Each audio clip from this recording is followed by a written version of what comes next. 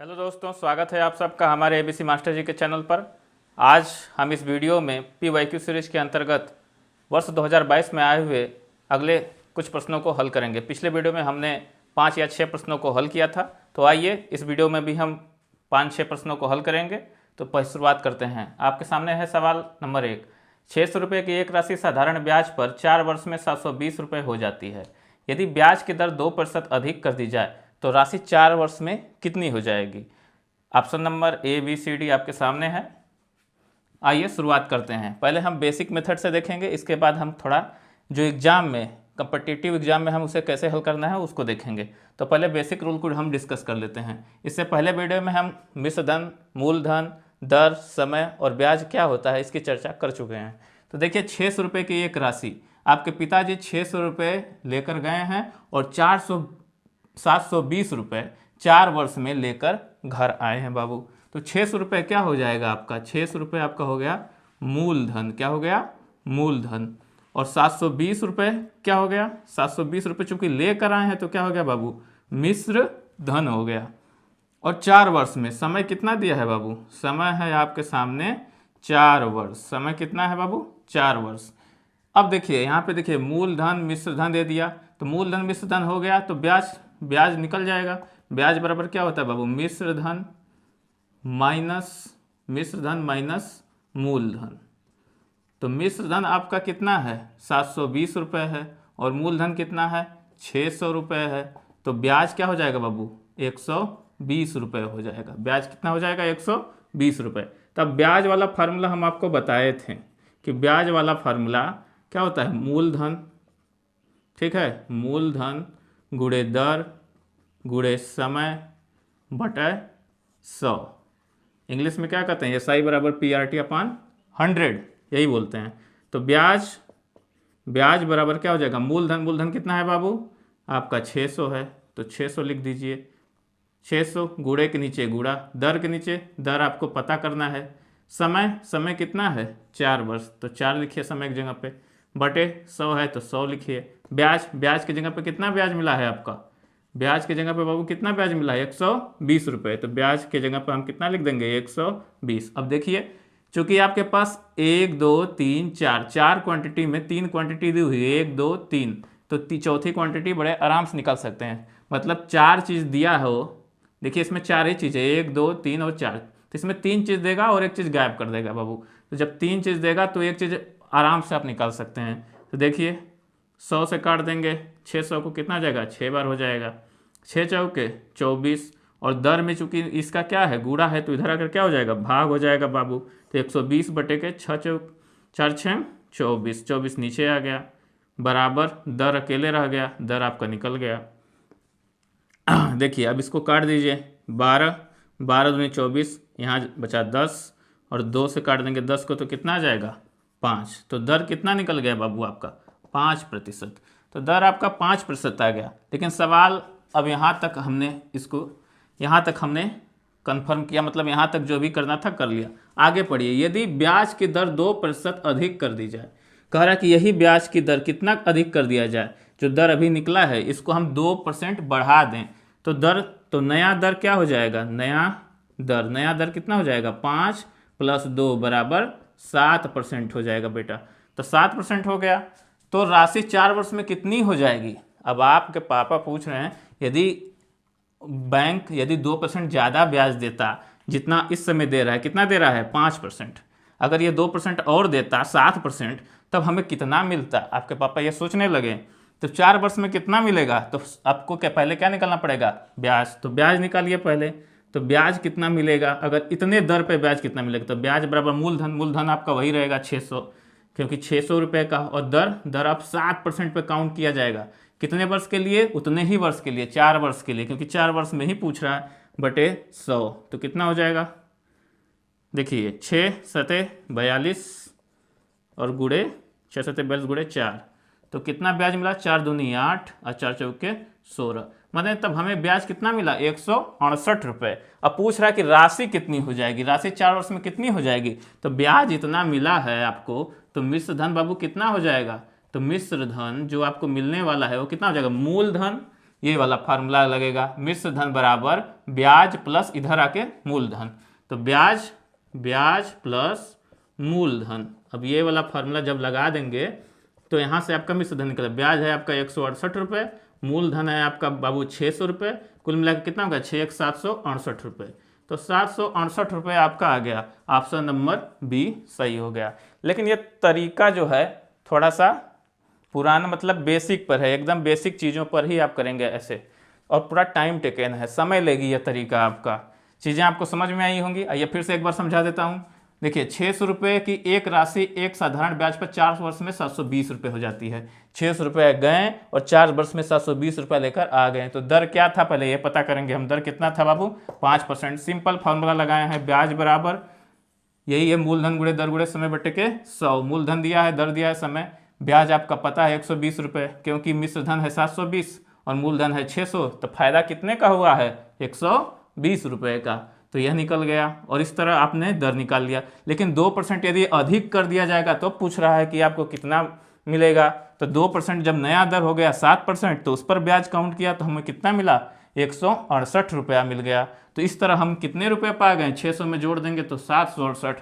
कितना पा रहे थे बाबू हम पहले 720 पा रहे थे, अब पा रहे हैं 768। कितना ज़्यादा पा रहे हैं घटाकर चेक कर लीजिए। 720 768 घटा देंगे तो पता चल जाएगा कि 48 रुपया ज़्यादा मिल रहा है। चलिए तो 48 रुपये का फायदा हुआ ना 2% बढ़ने से। आइए दूसरा तरीका देखते हैं इस सवाल को। ठीक है, तो दूसरा तरीका देखिए क्या है दूसरा तरीका, क्योंकि परीक्षा में यह तरीका क्या है आपका समय लेगी बाबू। तो दूसरा तरीका भी एकदम मुजबानी कर सकते हैं दूसरे तरीके से बाबू। देखिए दूसरा तरीका क्या है, आपके पास कितने रुपए हैं बाबू 600 रुपये है, और 600 रुपये कितना हो जा रहा है 720 रुपये हो जा रहा है। कितने वर्ष में हो जा रहा है बाबू 4 वर्ष में हो जा रहा है। 600 रुपये 720 रुपये में, मतलब ये हुआ कि आपका ब्याज कितना मिल रहा है बाबू 600 से 700, तो ब्याज कितना मिला है आपको, ब्याज मिला है आपको 720 माइनस 600, तो कितना मिला 120 रुपये। मतलब 4 वर्ष में आपको जो ब्याज मिला है वो कितना मिला है, ब्याज मिला 120 रुपये। 120 रुपये, तो 1 वर्ष का ब्याज कितना होगा बाबू, 1 वर्ष का ब्याज कितना होगा 120 बटे के 4, मतलब 30 रुपये मिल रहा था आपको। आपके पिताजी को गए किसी बैंक में, ठीक है सरकारी बैंक में गए SBI में, कहा कि भाई हम 1 वर्ष में आपको 30 रुपये देंगे आप जमा करेंगे तो। ठीक है 600 रुपये जमा कर रहे हैं हम, आपको 30 रुपये 1 वर्ष में ब्याज दे रहे हैं। तो 4 वर्ष में ब्याज कितना हो 120 रुपये हो गया। लेकिन तब तक कुछ दिन बाद जमा करके चले हैं, उनके पास आया कोई प्राइवेट बैंक वाला, बोला कि हम आपको 2% और ज़्यादा देंगे। तब इनका दिमाग थोड़ा हिल गया कि भाई हमें 2% और ज़्यादा मिल रहा है, ज़्यादा फायदा मिलेगा। अब ये लगे कैलकुलेशन करने, देखिए क्या कर रहे हैं कि हमें भैया 2% ज़्यादा दे रहा है। तो 2% कितना हुआ 600 का निकाल लीजिए। तो 600 का 2% जब निकालेंगे आप तो 2/100 कर देंगे तो कितना हुआ 100 कर देगा 12 रुपये। मतलब 12 रुपया ब्याज 1 वर्ष में। तो कितना ज़्यादा दे रहा है आपको, 12 रुपये ही तो ज़्यादा दे रहा है बाबू। यही हो जाएगा ना ज़्यादा, जो ज़्यादा ब्याज मिल रहा है यही मिल रहा है। जब 2% बढ़ जा रहा है, रेट 2% बढ़ जाएगा तो 12 रुपये जो प्राइवेट बैंक है वो क्या करेगा एक्स्ट्रा देगा। तो 1 वर्ष में कुल कितना ब्याज मिला, 1 वर्ष में कुल ब्याज कितना मिला बाबू, 1 वर्ष में कुल ब्याज कितना मिला आपको 30 + 12, 30 + 12 बराबर कितना हो जाएगा 42 रुपये हो जाएगा। पहले मिल रहा था 30 रुपये, अब 1 वर्ष में 42 रुपये। तो 4 वर्ष में ब्याज कितना मिल जाएगा बाबू आपको, 4 वर्ष में जो ब्याज मिलेगा वो आपको मिल जाएगा 42 × 4। तो कितना हो जाएगा 4 दूनी 8, 4 चौके 16 रुपये हो जाएगा। इतना हो गया। ठीक, 4 वर्ष में ब्याज कितना हो गया, 4 वर्ष में आपको मिल गए 168 रुपये। तो इस तरह जो आपको मिलेगा मिश्र धन, मतलब जो फाइनली जो आपको पैसा मिलेगा, आपके पिताजी ने काउंट किया कि भैया अब हमको कितना मिलेगा 600 और प्लस 168 बराबर मिल गया हमें बाबू 768 रुपये। कितना मिल गया 768 रुपये। इस तरह आप टिक कर लिए। देखिए कितना आसान है। आपने 1 वर्ष का पता कर लिया, पहले 30 रुपये मिल रहा था, 2% ज़्यादा हुआ तो कितना ज़्यादा ब्याज मिला 12 रुपये मिला, 1 वर्ष का मिला है। और 1 वर्ष का जब कुल ब्याज आप इस तरह निकालेंगे, पहले 30 था अब कितना 12 रुपये ज़्यादा मिला, मतलब अब 42 रुपये मिल गया। अब जब 42 रुपये मिल गया 1 वर्ष में, तो 4 वर्ष में कितना मिला 168 रुपये। 600 768 हो गया। फटाक से टिक मार दिए आप। कितना कम समय लगा है, बहुत कोई फार्मूला का यूज नहीं हुआ है, सीधे सीधे कंसेप्चुअल बेस पे लगी है सवाल आपकी, एकदम इस तरह समझ में आ रहा है तो इस तरह कर लीजिएगा, नहीं आ रहा तो थोड़ा बड़े हो जाएंगे तो सीख जाएंगे, कोई बड़ी बात नहीं है। चलिए अगले सवाल की तरफ हम चलते हैं, तब तक आप लोग इसको देखिए। अगला सवाल क्या है? अगला सवाल बहुत आसान है। देखिए अगली सवाल है, आपको कह रहा है कि 0 क्वेश्चन नंबर 2 देखिए, क्वेश्चन नंबर 2 0.0725 को सरलतम भिन्न में बदलिए। सरलतम भिन्न के रूप में लिखना है, को किस में लिखना है? सरलतम भिन्न के रूप में, सरलतम भिन्न के रूप में। तो चलिए देखिए भिन्न के रूप में लिखिए, के रूप में लिखो। बहुत आसान सवाल है, आपको आती होगी। तो देखिए 0.0725 को सरलतम भिन्न के रूप में लिखना है बाबू, 0.0725 को सरलतम भिन्न के रूप में, 0.0725 भिन्न में बदलना है। तो बहुत आसान तरीका है बाबू, देखिए 1 लिख दीजिए पहले आराम से, ठीक? 1 लिखिए, दशमलव हटाना कैसे हटाएंगे? देखिए 1 लिखा हमने, फिर गिनिए दशमलव के बाद कितने अंक हैं, 1 2 3 4, 1 2 3 4, चाहे इधर से गिन लीजिए। दशमलव के इधर जितने अंक है उतने नीचे 0 लिख दीजिए। 4 अंक थे, 4 0 लिखा, और फिर धीरे से इसको हटा दीजिए। बस इतना ही है, समझ गए? दशमलव यहाँ पर लगा था, ठीक है, हाँ होता इसी स्टेप में है, ठीक है, हट गया। अब आपका कितना हो गया? 725 बटे के 10,000। अब ये चीज़ हो गई, बस आसान है, भिन्न में बदल गई। लेकिन अब इसको काटना है, तो देखिए काटना और आसान है। 725 है, ये 25 से कटेगा ही, तो 100 को देखिए 2 भाग में बांट दीजिए, 100 गुणे 100, ठीक? 100 गुणे 100 में बांट दीजिए, कितना हो जाएगा? अब देखिए 25 चौके 100, 25 से इसको काटेंगे, 25 दूनी 50, 22 हो गया, 22 शेष आया, 5 उतरेगा, 25 नवा 225, तो ऊपर कितना हो गया? 29, ऊपर 29 हो गया, नीचे से कटने वाला है नहीं 29, तो 29 और नीचे कितना हो गया? 4 गुणे 100 बराबर 400, तो 29 बटे 400 ही क्या हो जाएगा? फाइनली आंसर हो जाएगा। तो इस तरह आपने बड़े आसानी से क्या किया, दशमलव जो था दिया गया, दशमलव अंक जो था उसे आपने क्या कर लिया? भिन्न में बदल लिया। तो दशमलव को भिन्न में बदलना आप आसानी से सीख सकते हैं इस तरह। देखिए सवाल है आपके सामने, एक तार 2 सही 3/4 मीटर लंबा है, वह 2 भागों में टूट जाता है। एक भाग दूसरे भाग से 5/8 मीटर बड़ा है, तार के बड़े भाग की लंबाई है। ऑप्शन नंबर ए 1 सही 11/16, ऑप्शन नंबर बी 1 सही 1/16, option number C 2 metre, option number D ऐसा ही कुछ है, ठीक है? समझ लीजिए 3/4 मीटर यही दिया है, ठीक? तो देखिए कैसे लगाएंगे। कह रहा कि एक तार, पहले पूरा तार देखिए, जो तार है बाबू वह आपका कितना मीटर लंबा बड़ा है?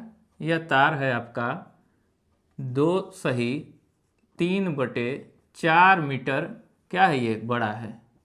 तो जो इसकी लंबाई है 4 दूनी 8 3 11/4, 11/4 मीटर है ये, 11/4 मीटर यह तार लंबा है, ठीक? हम यह कह सकते हैं। फिर वह 2 भागों में टूट जाता है, फिर यह तार क्या हुआ? 2 भाग में बेटा टूट गया। देखो एक भाग यह हो गया और दूसरा भाग यह रह जाता है। ऐसे जब ये टूट जाता है तो क्या कर रहा है कि एक भाग दूसरे भाग से 5/8 मीटर बड़ा है।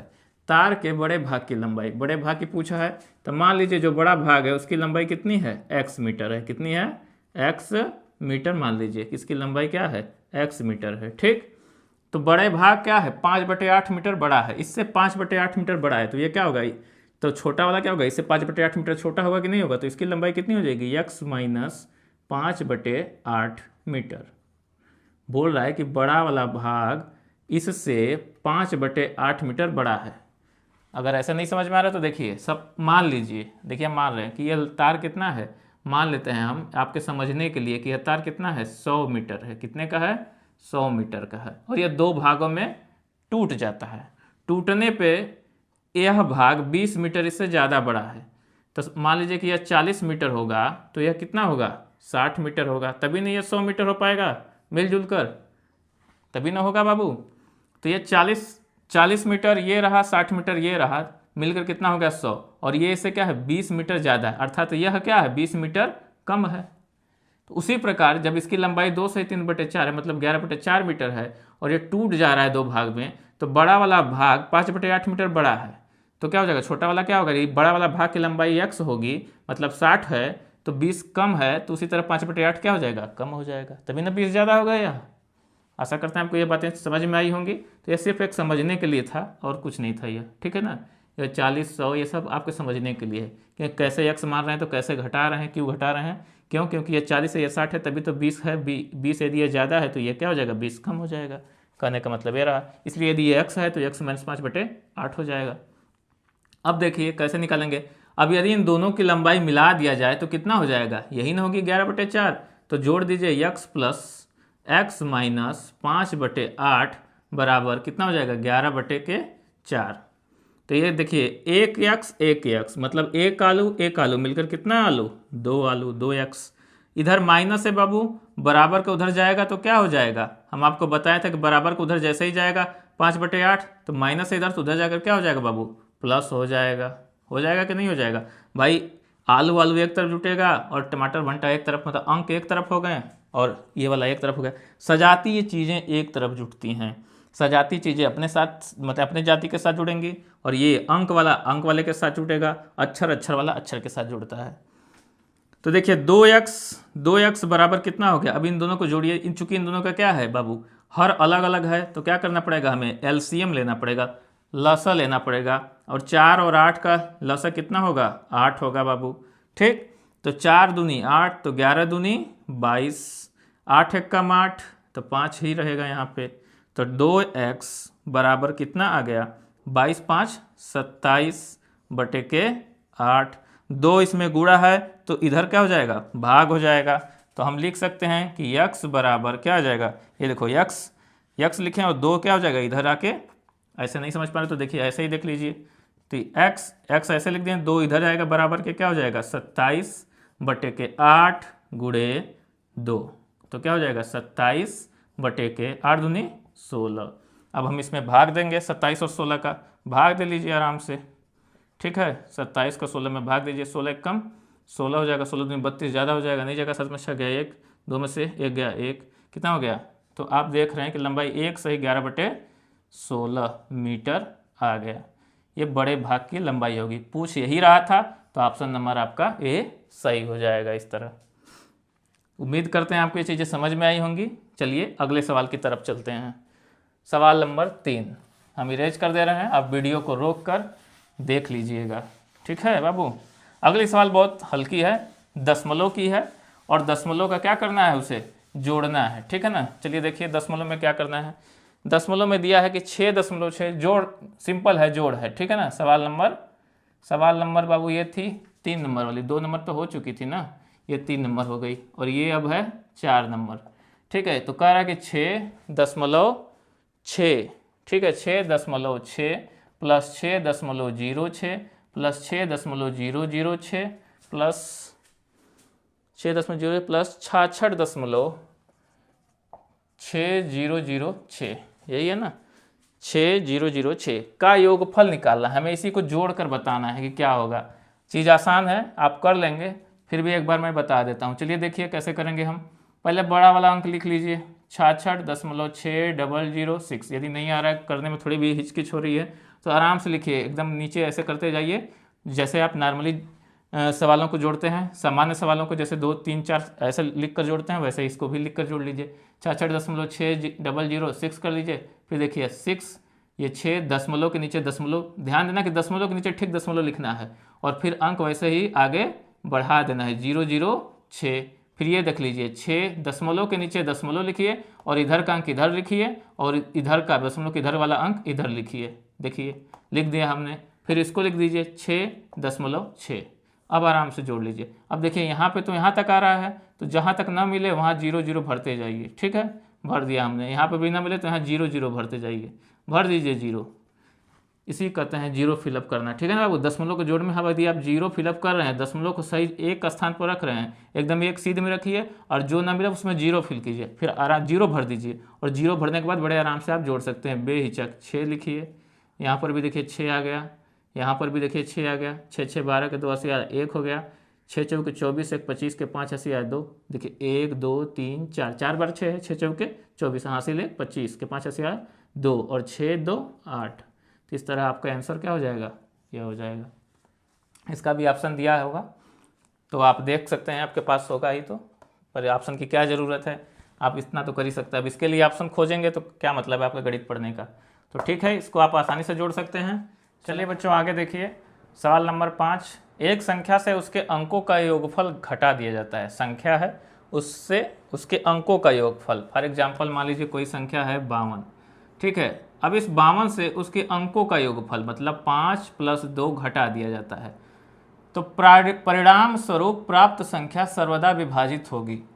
तो इससे प्राप्त संख्या क्या होगी, 52 में से 7 घटा दिया जाएगा तो कितना आ जाएगा, ये है 52 और यहाँ से 5 2 7 घटा दो, तो देखिए 2 घटाएंगे 50, फिर 5 घटा देंगे तो कितना हो जाएगा 45। तो इस प्रकार जो 45 आया तो हम किससे विभाज्य है, सर्वदा विभाजित होगी। क्या यह 2 से विभाजित होगी, 45 2 से कटेगा बाबू, नहीं कटेगा। किससे कटेगा, 5 से, हाँ 5 से तो कट जाएगा, अगर ये 5 से काटना होगा तो क्या हो जाएगा, कट जाएगा। और यह 8 से भी नहीं कटेगा, 9 से तो 9 से भी कट जाएगा। तो हम क्या देखें, 5 से भी कट रहा है और 9 से भी कट रहा है। कैसे आप बता देंगे कि कौन सा ऑप्शन सही है। यह सवाल देखिए पूरी ट्रायल पर डिपेंड है, आप बार बार कोई अंक लेंगे और उसको ट्राई करके ही करेंगे, और कोई तरीका तो नहीं दिखाई दे रहा है। तो यह कीप एंड ट्रायल, इस तरह से आप आराम से जारी रखिए। कोई और संख्या ले लीजिए, सपोज करिए कोई संख्या 31 है और वहाँ पे आप ले लीजिए और 3 + 1 उसके अंकों का योगफल क्या करेंगे, हम घटा देंगे बाबू। तो 31 में से कितना घटा दिए, 3 1 4, संख्या कितनी आ गई 27। तो यह किससे कटेगा, 2 से कटेगा, 2 से तो नहीं कटने वाला है, 5 से भी नहीं कटेगा, 8 से भी नहीं कटेगा, यह सिर्फ और सिर्फ किससे कट रहा है, 9 से। तो देख रहे हैं 9 कॉमन हो गया, 9 कॉमन हो गया। तो हमें एक तरफ से मिला कि भाई लग रहा है कि आप ये क्या है, ऑप्शन नंबर डी यहाँ पे सही लेते हैं। 54, तो 54 में से उसके अंकों का योगफल बाबू घटा देते हैं, कितना आ जाएगा 54 - 9। तो 54 में से जैसे ही 9 घटाएंगे कितना आ जाएगा 45, और 45 किससे कटेगा, 5 से अगेन कटेगा, और फिर किससे कटेगा, 9 से कटेगा। इस प्रकार हम देख रहे हैं कि 9 से ये भी कट रहा है, ये भी कट रहा है और ये भी कट रहा है। तो क्या हो जाएगी, ये संख्या किससे विभाजित होगी बाबू, 9 से विभाजित हो गई। आप बड़े आराम से ऐसे कर सकते हैं, ये कीप एंड ट्रायल मेथड है, आप ऑप्शन से इसको किया जा सकता है, ठीक है। कुछ सवालें ऑप्शन से की जाती हैं तो इसको आप ऑप्शन से कर लीजिएगा। अगली सवाल की तरफ चलिए बढ़ते हैं हम। अगली सवाल क्या है, तो आइए अगली सवाल देखते हैं। अगली सवाल है आपके सामने, बोर्ड मास से रिलेटेड है। बोर्ड मास का इसमें कोई बहुत ज़्यादा यूज तो है नहीं, क्योंकि एक ही कोष्टक है, वो बड़ा वाला कोष्टक यूज हुआ है। तो अगला क्वेश्चन जो 6 नंबर है कि 1/13 बड़ा कोष्टक में क्या है, 7 + 2 × 5 × 11 + 2 × 13 को सरल करने पर प्राप्त होता है 13 9 11 12, जो भी प्राप्त हो। आइए सरल करते हैं हम। 1/13 बड़े कोष्टक में देखिए बाबू, पहले क्या करेंगे 7, पहले हमने आपको बताया था कि का को पहले काटिए ता पीछे दे भाग गुणा करो, धन जोड़ कर ऋण को दियो घटाए। बहुत हिंदी में बढ़िया एक लाइन यही रहती है, बड़े आसानी से आप याद कर सकते हैं, बचपन से हम भी याद किए हैं यही लाइन, और बड़े आसानी से इसको कर लेते हैं। 2 × 5 = 10 और ये 11 में कर देंगे तो क्या हो जाएगा 110, 13 दूना 26, बड़े आसानी से आपने कर लिया। फिर 1/13 देखिए, अब सबको जोड़ना है, आराम से जोड़ लो, और जैसे ही जोड़ोगे देखो क्या आता है, 7 × 6 = 13 हो जाएगा ना, 7 × 6 = 13, तो ये कितना बन गया 33, 33 × 10 = 43, 143 आ गया बाबू, 143 आ गया। 13 का इसमें भाग दे देंगे, क्योंकि क्या है 1/13 × 143, तो 143 का गुणा 1 में होगा ना कि 13 में होगा। ऐसी गलती मत कीजिएगा, क्योंकि इसके बाय डिफ़ॉल्ट इसके नीचे क्या है 1 है। बहुत सारे बच्चे यहीं पे गलती करते हैं, इसका गुणा कभी कभार इसमें करेंगे, ऐसा नहीं करते हैं। इसके बाय डिफ़ॉल्ट मतलब किसी के नीचे यदि कुछ नहीं है तो उसके नीचे क्या होता है 1 होता है, तो 1 यहाँ 1 × 143 143 हो जाएगा बाबू, और नीचे क्या हो जाएगा 13 × 1 13 हो जाएगा। अब भाग दे लीजिए, 13 कम 13 और फिर 13 कम 13, तो ऑप्शन कौन सा सही हो जाएगा, ऑप्शन नंबर सी आपका सही हो जाएगा।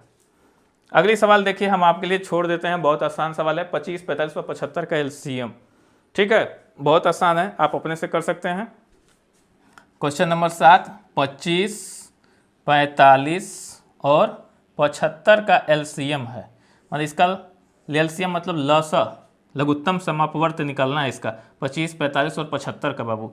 आप कैसे निकालते हैं, 5 5 × 5 = 25, 45 × 5 = 45, 5 से कटेंगे 15 पचे 75।